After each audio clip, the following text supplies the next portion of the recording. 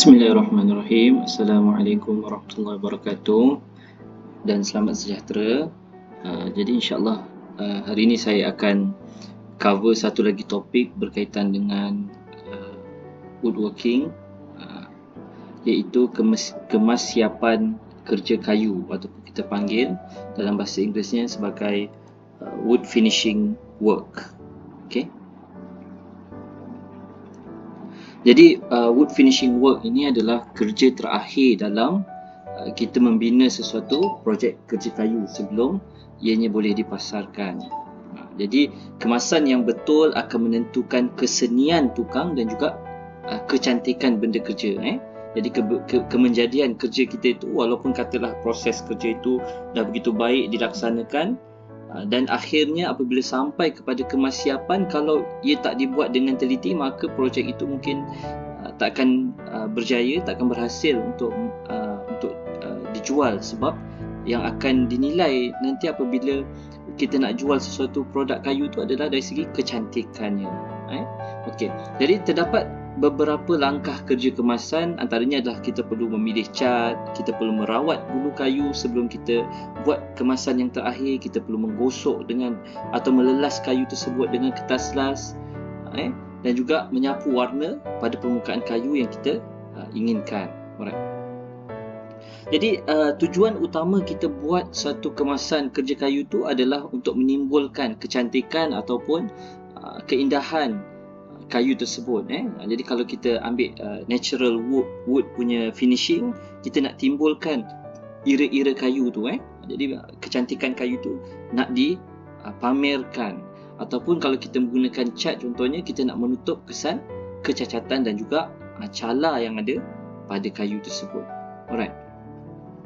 Antara tujuan lain juga apabila kita buat suatu kemasan kayu yang akhir adalah untuk kita lindungi kayu tersebut daripada serangan serangga. Jadi banyaklah contoh serangan serangga yang kita boleh lihat dekat gambar ni adalah serangan anak-anak. Kalau di rumah-rumah kampung tu selalu ada bubuk-bubuk dia makan kayu.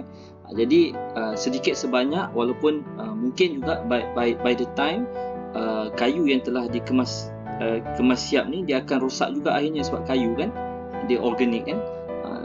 Jadi sekurang-kurangnya dia memberi perlindungan dalam satu tempoh masa terhadap kayu yang telah kita siapkan, dan ia juga digunakan untuk melindungi kerja kita daripada cuaca, contohnya hujan. Jadi bila hujan tak adalah basah, kayu tu meresap, air tu meresap ke dalam permukaan kayu ni, disebabkan terdapat satu lapisan yang melindungi. Okey. Alright. Kita pergi kepada bahan kemassiapan yang pertama, iaitu cat. Jadi kita dah biasa mengecat ni, ada nak raya ni lagilah, macam-macam cat ada. Dan ini definisi bagi cat dinyatakan sebagai sejenis bahan cecair yang digunakan dalam perusahaan untuk memberi lapisan perlindungan kepada bahan-bahan termasuklah kayu, besi, lepa, konkrit, batu bata dan lain-lain. Jadi cat ni tujuan dia adalah nak bagi perlindungan. Itu adalah tujuan asas penggunaan cat selain daripada kecantikan tadi. Jadi cat ni dia ada beberapa jenis. Saya sebut dulu jenis yang pertama. Ini kita biasa juga tengok, iaitu cat minyak. Jadi cat minyak ni kalau kita tengok gambar latar dalam slide ni, ada dalam tin lah selalunya.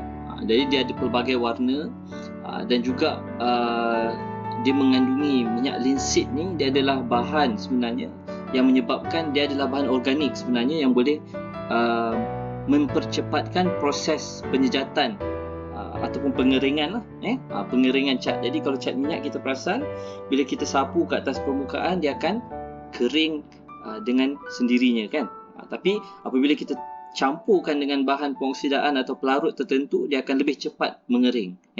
Jadi itu adalah cat minyak. Alright.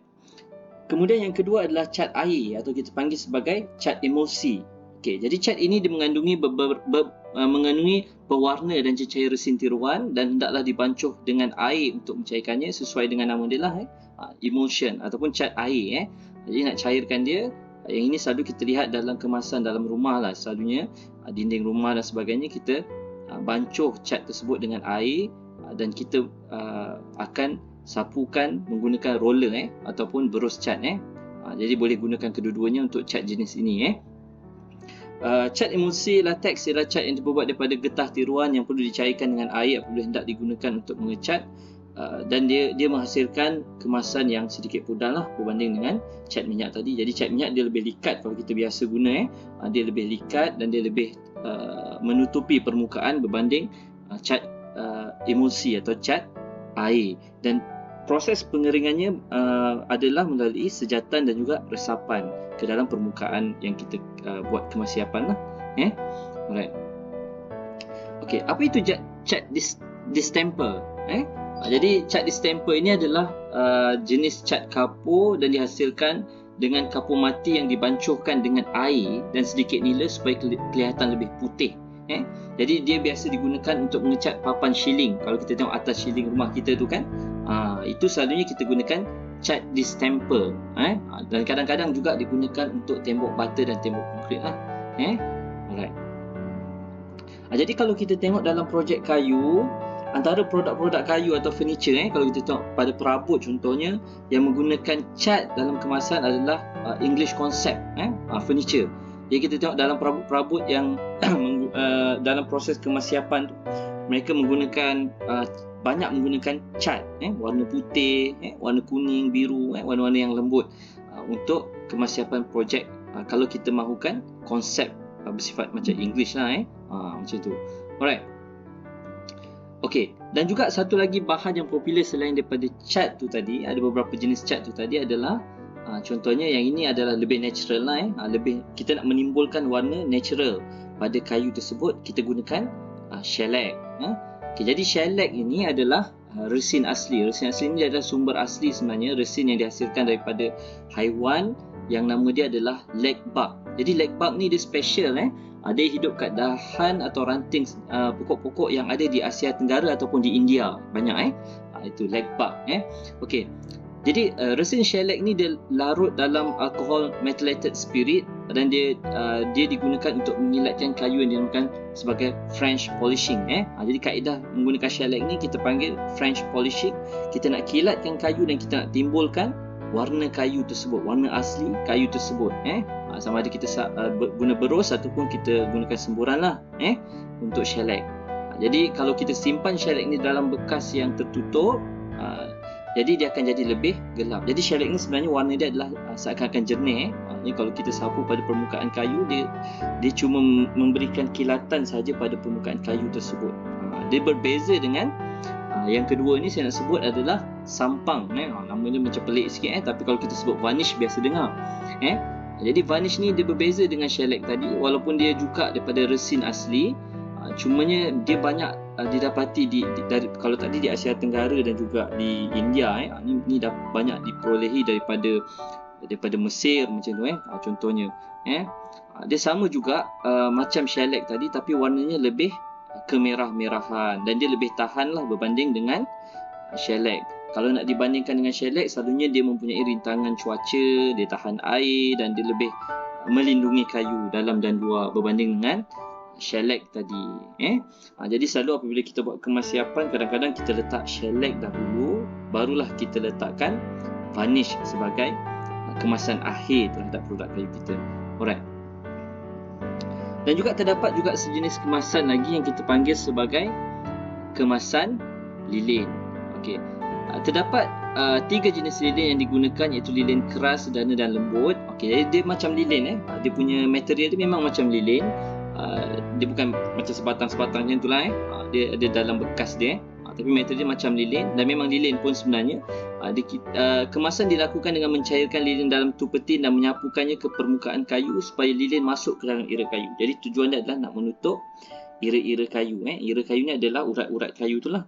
Jadi urat-urat kayu itu ditutup dan kemudian dikilatkan dengan gunakan kain lembut. Ambil kain lembut, digosokkan ke atas permukaan yang diletakkan lilin tadi.